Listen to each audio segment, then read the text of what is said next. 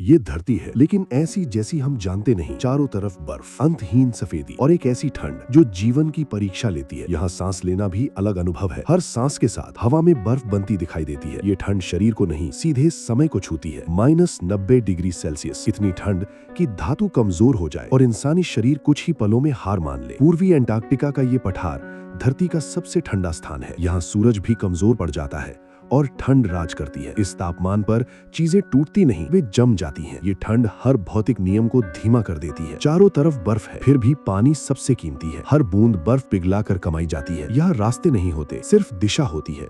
और अगर दिशा खो जाए तो जीवन भी। यहाँ शोर नहीं है, सिर्फ खामोशी है। एक ऐसी खामोशी जो इंसान को अपने विचारों से आमने सामने कर देती है। जीवन यहाँ सबसे पहले सूक्ष्म रूप में बचता है। बैक्टीरिया जो हजारों साल तक बर्फ में जमे रह सकते हैं। कुछ पौधे पत्थरों से चिपक कर जीते हैं। वे जमते हैं, फिर जागते हैं। धैर्य ही उनका हथियार है। पेंगुइन अकेले नहीं बचते, वे एक दूसरे के पास रहते हैं, गर्मी साझा करते हैं। यहाँ साथ होना जीवन है। सील की मोटी चर्बी उसे ठंड से बचाती है। वो हिलता नहीं, ऊर्जा बचाता है। यहाँ गति नहीं, संयम जरूरी है। इंसान यहाँ बसते नहीं, वे समझने आते हैं धरती को और भविष्य को। यहाँ कपड़े रक्षा कवच है। हर परत जीवन को कुछ और मिनट देती है। इमारतें भी ठंड के हिसाब से बनती हैं। जमीन से ऊपर हवा को चीरती हुई ये वास्तुकला जीवित रहने की कला है। यहाँ बिजली सिर्फ सुविधा नहीं, ये जीवन है। एक छोटी सी चूक सब कुछ बदल सकती है। यहाँ दिन अनुशासन से चलता है, हर काम सोच समझकर, क्योंकि यहाँ गलतियों की गुंजाइश नहीं। ये धरती खुद एक फ्रीजर है, लेकिन यहाँ भी सावधानी जरूरी है। ठंड दोस्त भी है और दुश्मन भी। सैटेलाइट इस सन्नाटे को दुनिया से जोड़ते हैं, ये याद दिलाने के लिए